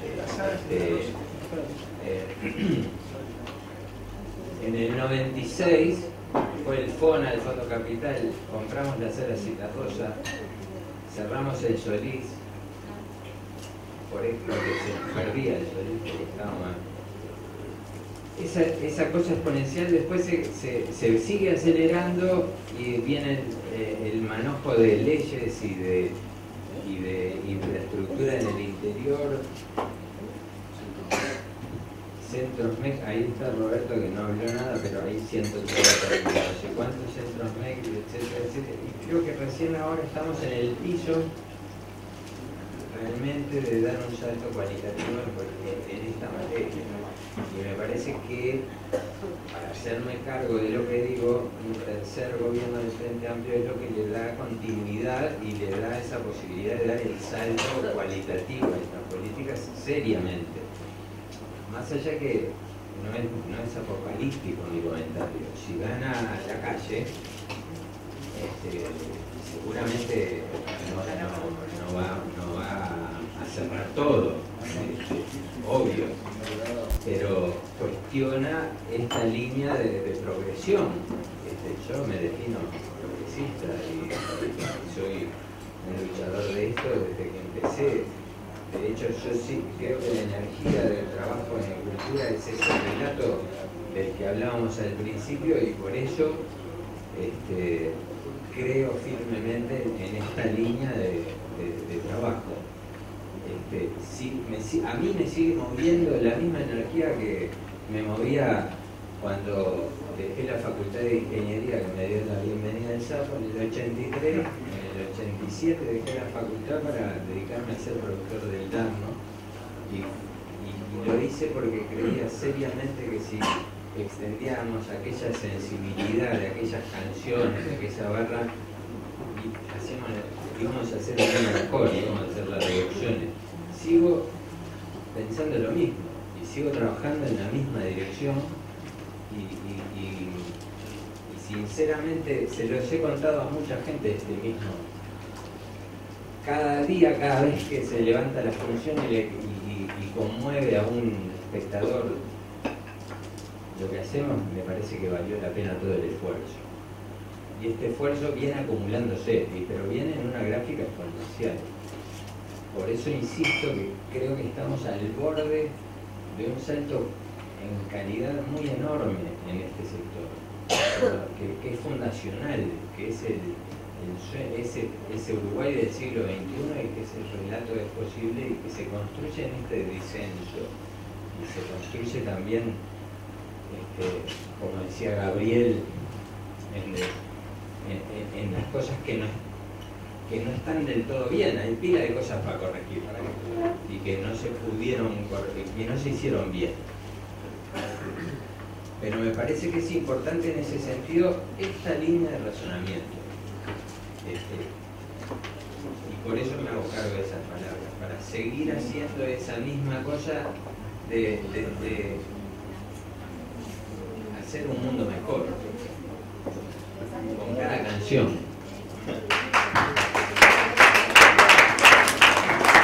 Y algo que nos ha quedado ahí en el para Roberto es, primero sí tenemos, yo lo digo porque además estoy convocado como dramaturgo, más allá de cosas.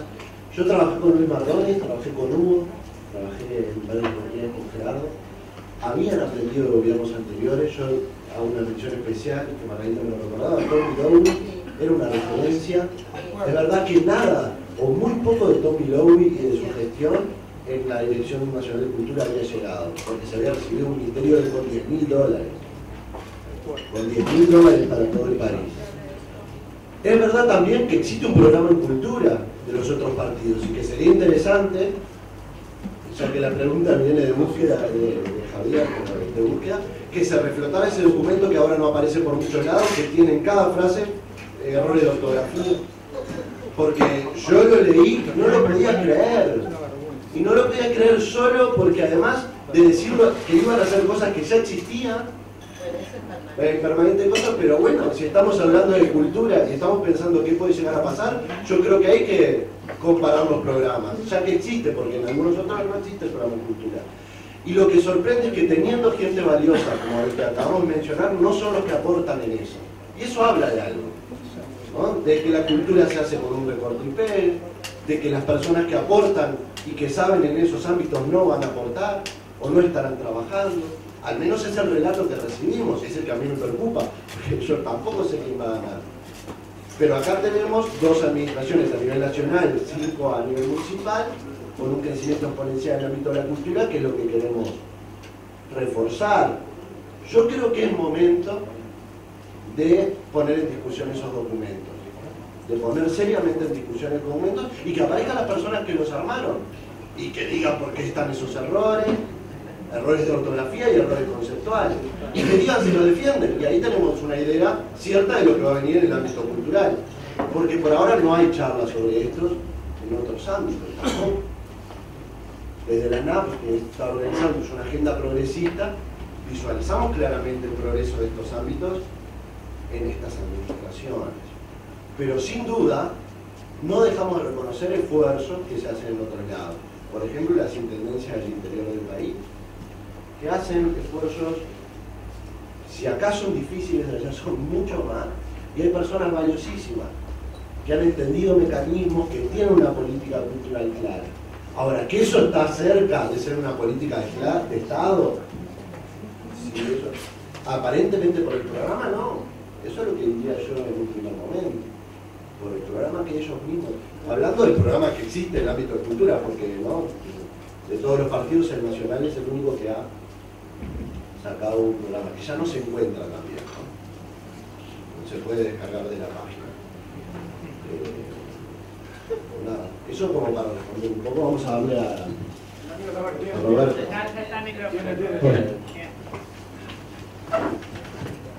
Lo mío es mucho menos entretenido y picante que esto otro. Me parece que una de las preguntas podría, de las 2 preguntas que ya esa podría invertir los términos de lo que a mí me parece que debería ser la cosa. En realidad, la construcción de un relato no es función de la cultura, sino función de las organizaciones políticas, de las visiones políticas. Las políticas públicas en el término de cultura deben garantizar la diversidad y la aparición de expresiones culturales a veces subordinadas, a veces desaparecidas, a veces borradas, para que alguna gente pueda reconocerse en las nuevas formas de expresión cultural, pero no es función de la función política, de la función del Estado cultural, dar el relato.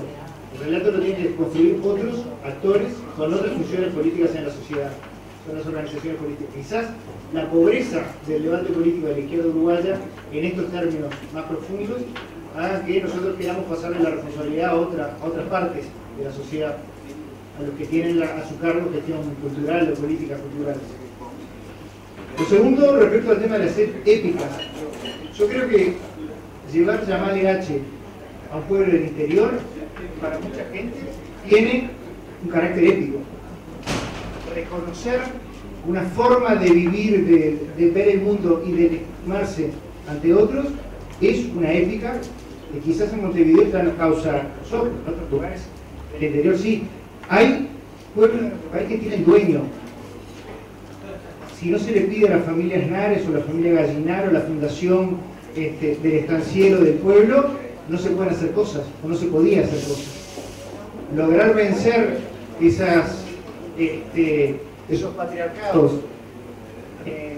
familiares con instituciones estatales que garanticen igualdad de derechos para todo el mundo, genera una épica también. De repente épica de pocos, de los de ese pueblo, que no generalizarlo, pero son épicas también.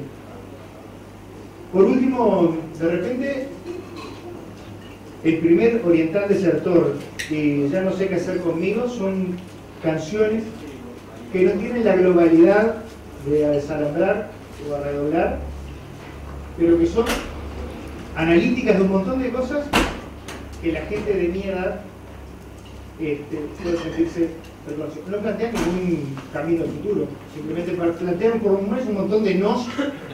Esto no lo quiero, de esto me aparto. Eso por lo menos es algo.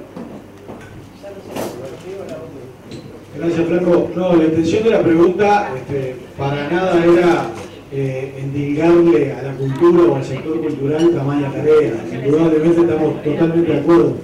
Lo que sí agrego y complemento es que eso no se puede hacer sin la cultura.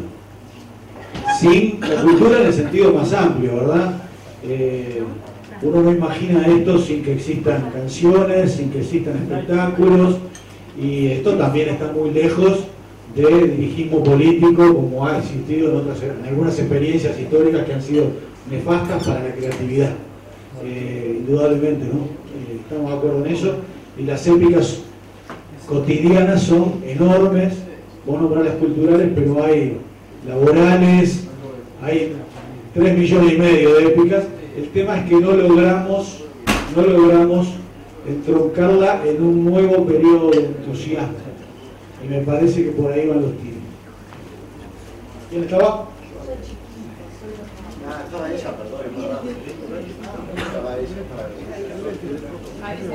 Nosotros tenemos un ejemplo, yo vengo del área de sistemas, me tienen que perdonar y alguna vez hablé contigo de los clústeres de sistemas y de software. Ahí no había nada, no existía nada en el principio de la historia. Sin embargo, se generaron un clúster importante de pequeñas pymes de software. Hoy exportan software para el mundo. Y esto fue un proceso de 20 años. Y realmente fue un compromiso entre el Estado y los privados que funcionó. Por lo tanto, con las empresas de cultura, a mí se me ocurre que aclusterizar podría ser un buen verbo. Esa es mi propuesta. ¿Hay más gente?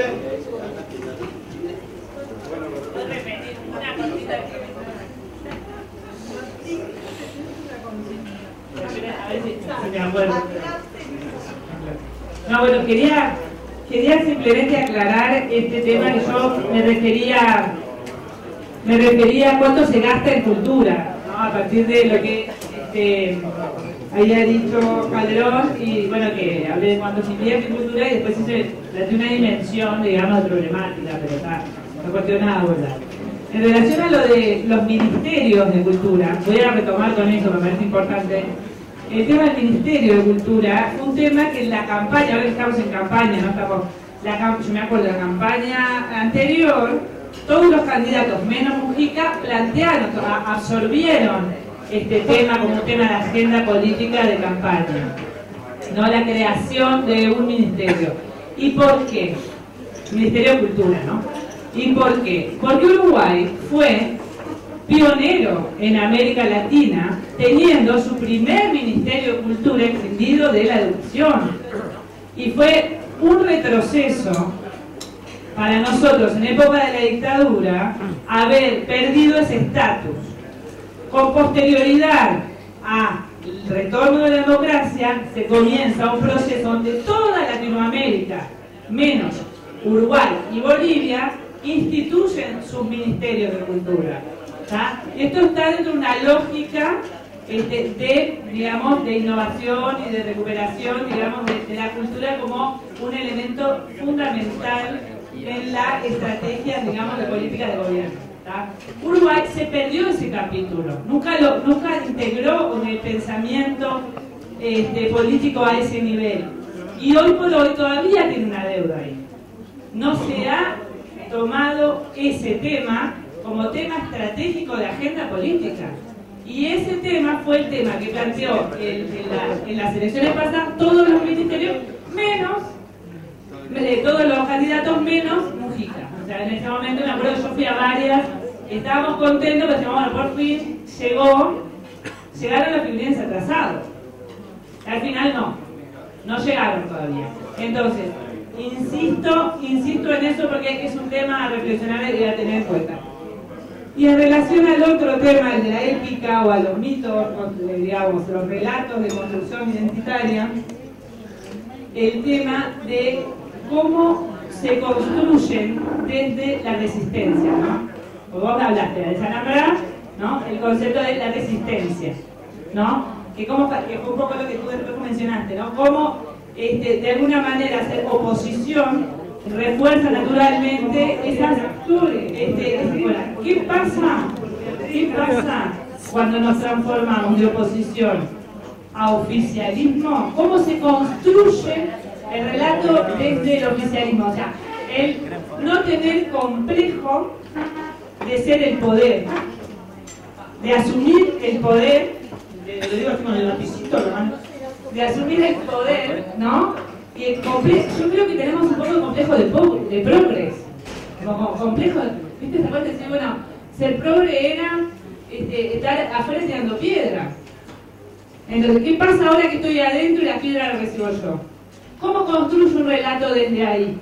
Y cómo, estando ahí, no me convierto en el statu quo, ¿no? ¿Qué es lo que nos está pasando? Yo creo que es un tema a abordar claramente. O sea, nosotros estamos teniendo un problema claro, que parte de nuestra fuerza se está convirtiendo en el statu quo, ¿no? Acá me dicen manga oficialistas. Y sí, es el problema que tenemos. Entonces, pongámoslo arriba de la mesa rapidito y empecemos a hablar de esto, porque si seguimos herejizando, poniendo como herejes a los que cuestionan esa estructura, el statu quo, como detractores, porque atentan contra la unión, porque atentan contra la historia, que tanto nos costó, que tanto nos dolió, que fue una cosa... Sí, es verdad, nos costó un montón, dimos la vida para construir esto que tenemos, pero ahora esto que tenemos se nos está convirtiendo en el statu quo. Entonces, ¿cómo vas a construir un relato mítico del statu quo? No podés. O sea, ¿de qué manera somos poder? ¿De qué manera sos gobierno? ¿De qué manera sos oficialismo y tenés mística? ¿Cómo haces? Esa es la pregunta con la que arranqué. Bueno, te digo cómo, metiendo mujeres, metiendo jóvenes, metiendo diferencias, metiendo diversidad, poniendo la cuota de género y no sacando a los jóvenes y a las mujeres a matarse en el orco y dentro del poder. Así no lo conseguimos.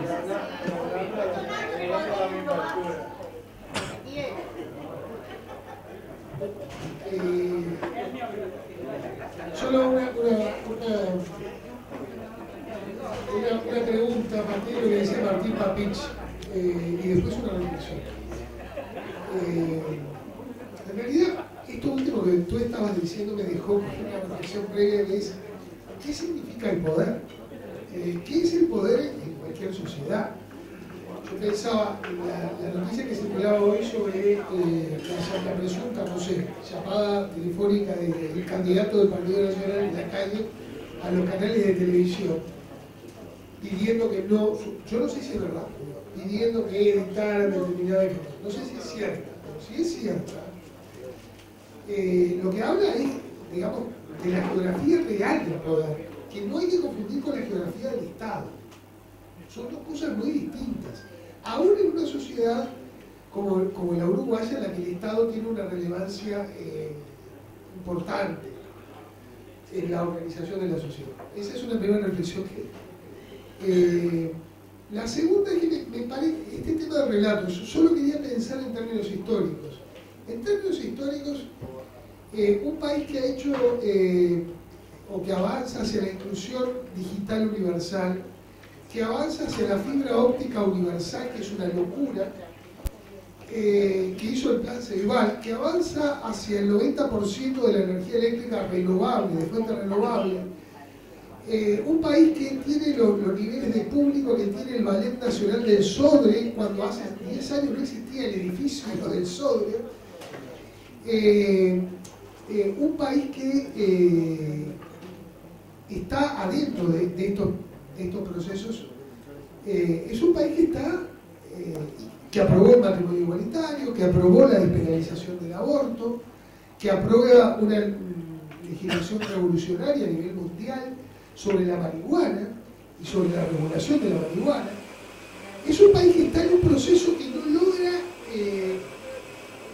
relatarse a sí mismo, porque tiene un antecedente. No es la Suiza de América, a mi juicio es un antecedente bonito por Suiza, que es un país muy interesante, pero que es un antecedente pacificador. Tiene un antecedente fuerte en el primer ballín. El primer ballín no tuvo un parate, tuvo un alto. No fue un alto interno tanto el de Viera, sino que fue el plebiscito de 1916 que el Ballima perdió. Perdió, y el costo para el país fue altísimo. Fue el costo de la reproducción del latifundio ganadero, extensivo, del rentismo empresarial, de la pérdida de empuje y de innovación en un conjunto de campos. Es decir, no es la primera vez que nos pasa esto. Pero lo que quiero decir también es que el Uruguay ha desarrollado un impulso reformista extraordinario que no logra narrarse a sí mismo. No logramos narrar lo que hemos estado haciendo en nuestro caso como generación del 83 para arriba y para abajo, un montón de compañeras y compañeros que estamos por acá, y también compañeros de mucho más abajo, por suerte, como el caso de Gabriel o de otras compañeras que están por acá. Esa era la reflexión. El desafío es producir ese relato. La tercera cosa era muy concreta, una reflexión que hacía hoy Martín Papich a partir también enlazada con lo que dijo Gerardo Grieco, que es, me lo pregunto como cuestión técnica, ¿se puede incluir entre los estímulos a la inversión que hoy forma parte de la comisión de la COMAP, del Ministerio de Economía, es decir, los indicadores por los cuales el Uruguay promueve sectores eximiendo de impuestos o reduciendo impuestos, ¿verdad? Que es una forma de elegir, porque elegir sectores que yo quiero promover, ¿verdad? La economía. Tanto la protección arancelaria como la exención impositiva son instrumentos de elección del Estado de sectores, porque son instrumentos mediante los cuales el Estado dice, yo quiero que ustedes crezcan. Entonces la pregunta es, ¿qué indicadores, o si es que ustedes creen que sería viable incluir indicadores de promoción de los sectores culturales? Vos que hablabas de la ley de inversión, que me parece muy interesante. Digo porque hoy, en estos días salió un estudio de Cecilia Jambí y un equipo de ciencias económicas sobre la ley de promoción de inversiones y sobre la reglamentación de la ley, en la que muestra claramente que la inversión con promoción, es decir, con exenciones impositivas, aumentó enormemente en comparación con lo que hubiera ocurrido si no hubiéramos dado estímulo tributario. Pero también señala que hay problemas, por ejemplo, el tema del empleo, sesga mucho las inversiones hacia las tecnologías que son, digamos, de baja calidad porque son intensivas en mano de obra y por lo tanto no son muy innovadoras. Entonces, lo que quiero decir es que con estos instrumentos tenemos instrumentos muy, con estas, la promoción de inversiones tenemos instrumentos que pueden también contribuir a la cultura. Y la última cosa es que me parece que está claro que hay un desafío de institucionalidad en la cultura. Está claro que hay una idea de jerarquización de la institucionalidad cultural en el país, junto con la ciencia y digamos, con las industrias creativas, la ciencia y la tecnología, la innovación y eventualmente el deporte, parecería que forman parte del mismo universo. Y la pregunta es: ¿qué hacemos? Si vamos a una Agencia Nacional de Cultura, si vamos a un ministerio. Creo que esa es una gran discusión que hay que resolver ahora en la transición democrática, si hay un tercer gobierno del Frente Amplio, ¿no? Eduardo, con respecto al tema de la ley de inversiones, es perfectamente factible aplicarlo. Yo creo que acá el tema es otro, digamos. Gerardo, Gabriel hoy decía que la aplicación de la ley del fondo de incentivo ha llegado a un nivel importantísimo de 6-7 millones de dólares. Yo le acabo de preguntar y me dice, bueno, habría demanda para el doble. Estamos hablando de cantidades muy diferentes. La parametrización que se hace de la ley de inversiones a nivel general es justamente para direccionar las inversiones hacia donde las políticas públicas necesitan. Durante muchos años, de 2005 en adelante, cuando se transforma de 2006 a 2012, la ley se transforma en exitosa y había un incentivo muy grande a la ocupación de mano de obra, porque había un problema importante de desocupación. Cuando ese problema empieza a ser menor, el incentivo cambia, se produce un cambio en el año 2012 de la reglamentación, derivado hacia otras cuestiones que en algún momento podrían ser culturales. Pero estamos hablando de dimensiones, de montos absolutamente diferentes. Y quiero hacer una puntualización más. En lo que es el incentivo cultural, así como otros incentivos que existen, lamentablemente en la sociedad que vivimos, para que privados participen, reciben de devolución por cada 100 pesos que ponen, desde arriba de 50 hasta 82%, pero termina pagando el Estado. O sea, el esfuerzo que se realiza desde el punto de vista fiscal, o sea, todos nosotros, con aporte, para que desde el sector privado incentivarlos a que aporten desde un 12,5%, por decirlo al revés, a un 40%. Con la esperanza de que esto provoque una política que en algún momento los privados se den cuenta que realmente puede haber posibilidades de que esto se desarrolle, para que el Estado deje de participar en algún momento, ¿no? Creo que eso es importante tenerlo en cuenta, no solo en el tema del Fondo de Incentivo Cultural, sino en muchos temas de donaciones que existen por ahí, y que la generosidad termina siendo no tan generosa como aparentemente es.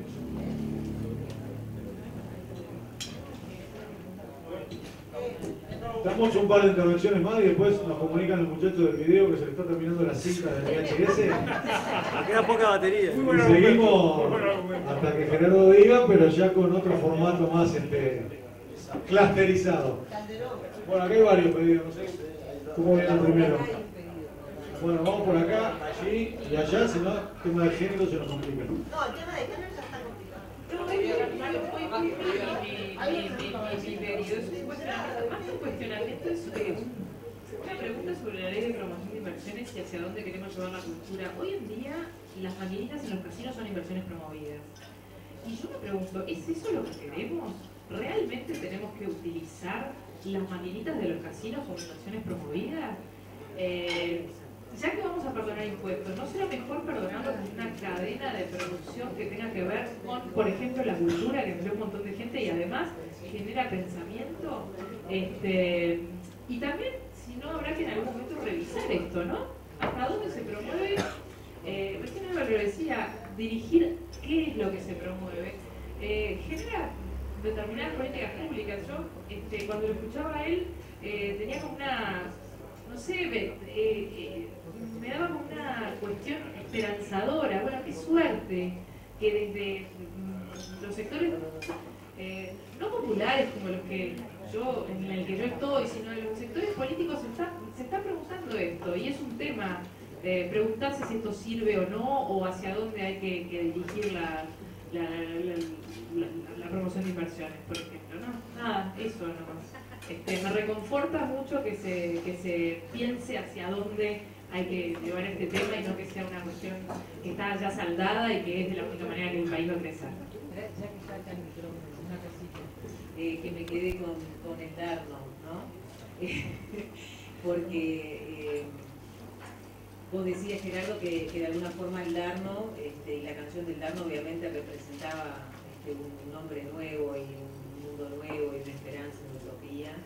Entonces, en realidad, lo que yo veo de lo que se ha hablado aquí es que creo que más que nada el Estado hoy, desde su política cultural o la institucionalidad nueva o como sea, esa estructura, creo que tiene que ser como un gran facilitador de las diferentes expresiones culturales.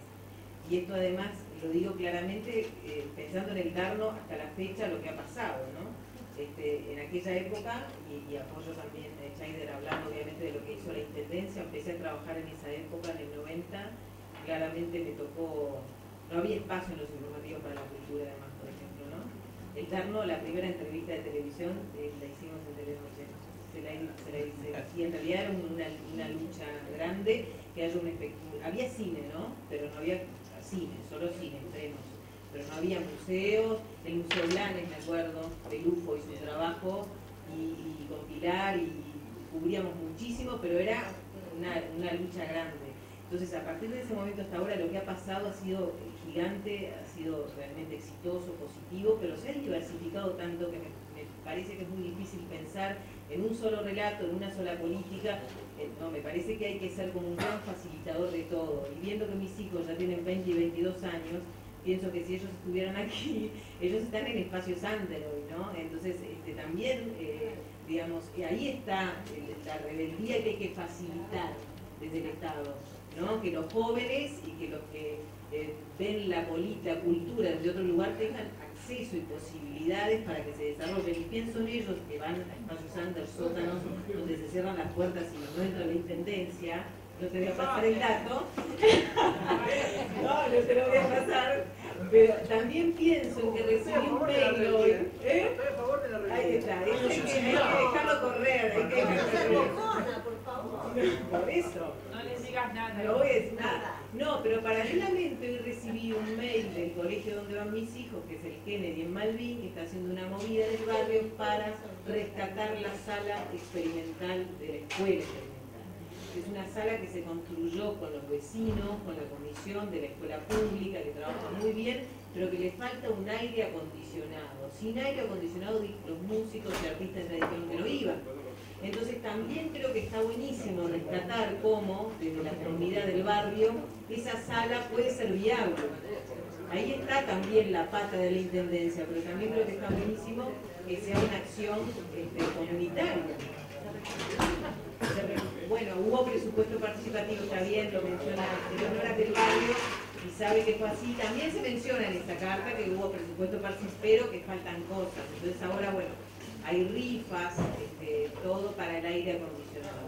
Bueno, un poco estas dos cosas creo que son como dos ejemplos de las cosas que hay que facilitar más que dirigir, ¿no? Esa es como un poco mi idea de lo que hoy podría ser la cosa. Bueno, entonces el que tenga un aire acondicionado que lo pueda donar para la escuela experimental será muy bien recibido. Leonora, si nos ponemos a hablar de profundidades, yo creo que me cuestionaría hasta la existencia de los casinos. Esto puede ser absolutamente discrepante con compañeros o no compañeros o con gente que piense que son absolutamente fundamentales para un tema turístico. Y para fomentar que la gente venga, etc. Es discutible, pero digamos, en términos filosóficos me lo cuestionaría hasta eso. Probablemente si hubiera algunos compañeros del Ministerio de Turismo y eso estaríamos en largas discusiones, porque además el turismo, que muchas veces lo tuvimos tantos años denostado como actividad no productiva, es una de las actividades que genera mayor cantidad de empleo y creo que esa discusión y ese mito ya lo hemos superado largamente. ¿Quién seguía? Acá. Después de lo que yo dije, que tenía más que ver con una cosa más, si querés, de fondo, de cuestionamiento, de lo que es la cultura. Algo que dijo ella y que dijo Roberto me hace repensar lo que yo dije sobre la épica, que fuiste tú el primero que lo puso sobre la palestra, ¿no? Las diferentes épicas. Tal vez, y reflexiono a partir de lo que dijo Roberto, sobre todo, y de algunas experiencias mías también, las épicas de hoy son cotidianas, pequeñas, locales. No sé si vamos al diccionario si se corresponde con la palabra épica. Eso es una duda, ¿no? Mira, no sé si es exactamente eso, pero esas luchas locales, esas luchas diarias, cotidianas y hasta personales a veces, de cuestionar el statu quo, de cuestionar lo establecido, de cuestionar la cultura hegemónica, que por más que seamos gobierno, y por suerte lo somos, y ojalá lo sigamos siendo, porque vamos cambiando, de a poquito vamos cambiando, hay una cultura hegemónica que no se ha desbaratado, no, está ahí, está ahí, está ahí, está ahí. Entonces, el camino pasa por muchos lados. Y yo, un poco tomando lo de Roberto en el sentido de esos lugares del interior, en donde de repente cuestionar el poder que todavía existe y hasta retrotraído a cosas feudales o parecidas a lo feudal, es enorme poder hacer un avance. Yo también lo viví, o sea, en Cerro Largo hay, o había hace unos pocos años, mujeres que sus padres las convertían en sus mujeres, hijas, que las convertían en sus mujeres cuando su mujer moría. Los hacendados de la zona. Eso me lo dijo a mí un policía, un comisario, en una entrevista que tuve por mi trabajo, y me dijo, ustedes tienen que hacer algo. Era el gobierno. Ustedes tienen que hacer algo para cambiar esto. Porque esas muchachas, esas chiquilinas, cuando nosotros vamos a las casas, porque tenemos denuncias de que hay incesto, se esconden. Se esconden. Ustedes tienen que hacer algo. Eso me quedó, eso no pasó hace mucho tiempo, ya el frente estaba en el gobierno, o sea, hay reductos en donde hay épicas que no son de repente las grandes épicas, pero que son recontra importantes. Sí, una película sobre eso. No, el hijo de Gardel. El padre de Gardel, para mí, ejemplifica eso. Y en la cultura,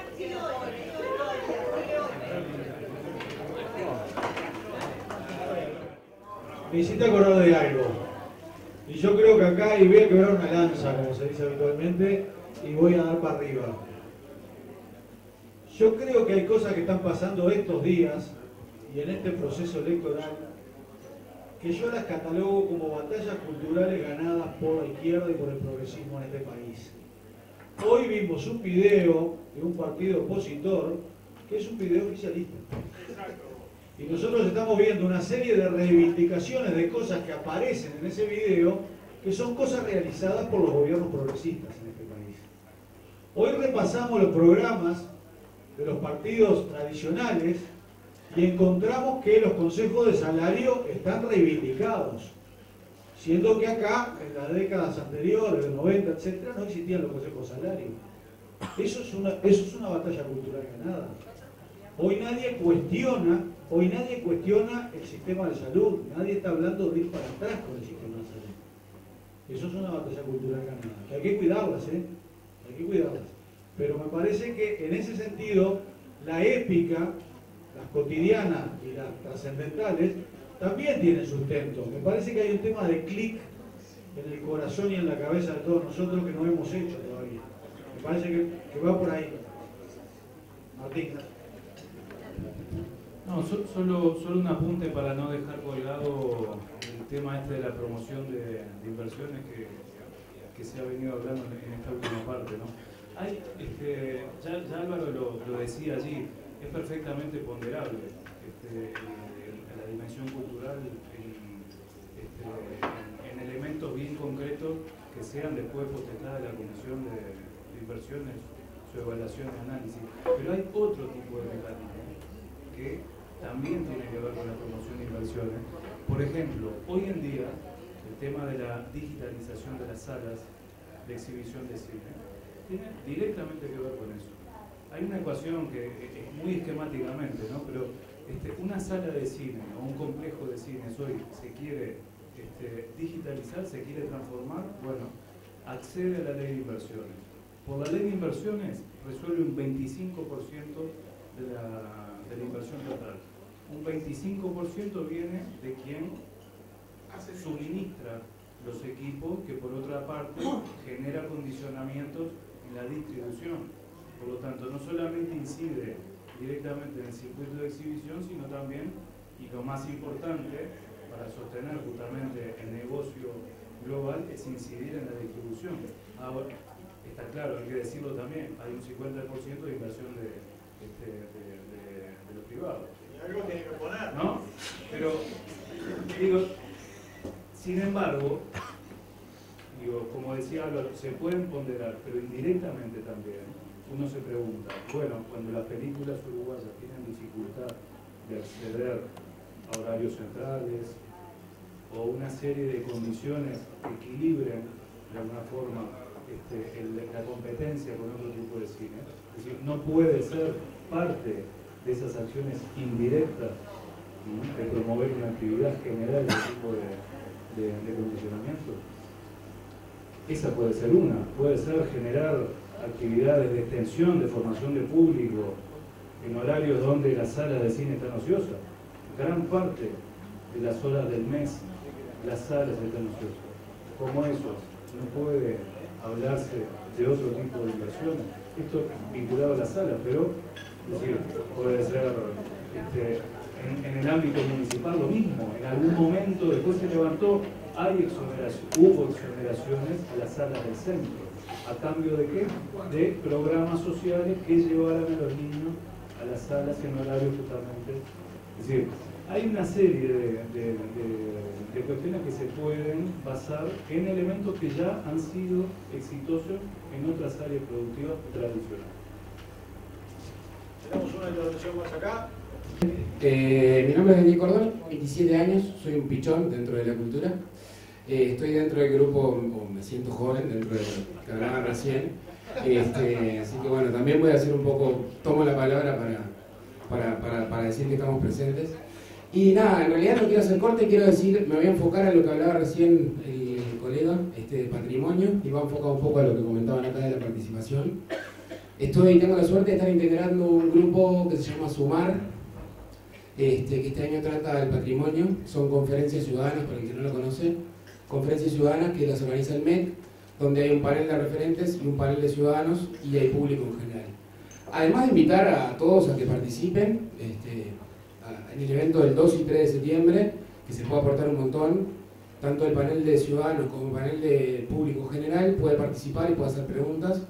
Hay referentes muy importantes, yo me estoy adentrando en el tema y estoy viendo gente que, en realidad lo que veo es que tuvieron la capacidad de elegir a los referentes, gente que estaba vinculada en el tema patrimonio, que ha hecho un montón, y va a estar muy interesante, pero va a estar muy interesante si participamos nosotros que nos vinculamos, que nos preocupamos por el tema del patrimonio. Yo personalmente veo al patrimonio como una base importantísima de la cultura, y adentrándome en el tema he encontrado un montón de puntas por las que se puede abordar el tema patrimonio, así que invitarlos a ir el 2 y 3 como público general, inscribirse, entrada gratuita y bueno, aportar, a sumar. Esto además a mí me interesa un montón porque lo veo como algo que, como joven, que se me dé la posibilidad de participar, por más que después esto capaz que no hicieran nada, porque como ya decía el compañero, hubo un proyecto que quedó guardado, que no sé qué, bueno, capaz que sucede lo mismo, capaz que no. Hoy tenemos la posibilidad de hacer algo, tenemos la posibilidad de hablar como ciudadanos Cualquiera podía haber estado ahí, como estoy yo podía haber estado cualquiera, y me parece importantísimo además como un sistema a tener en cuenta para el futuro, ¿no? Así como esto me parece importante de poder hablar entre todos nosotros, de poder compartir, de repente pensar una cosa y que otro te diga lo contrario y pensarla y redefinirte. Me parece fundamental estos espacios, y ese espacio fundamental que creó ahora el MEC con lo que es Sumar, creo que también se podría llevar adelante como forma de participación a otros niveles. Nada más. Gracias. Bueno, cerramos con esta. Muchísimas gracias en primer lugar al republicano, a Colonías, a Gerardo y su gente, y les paso la comunicación que está todo pago, dice. Yo no sé, será responsable de él, pero muchas gracias a todos, en serio. Esperemos que no sea la última, esperemos que les haya gustado y motivado, y seguiremos. Gracias.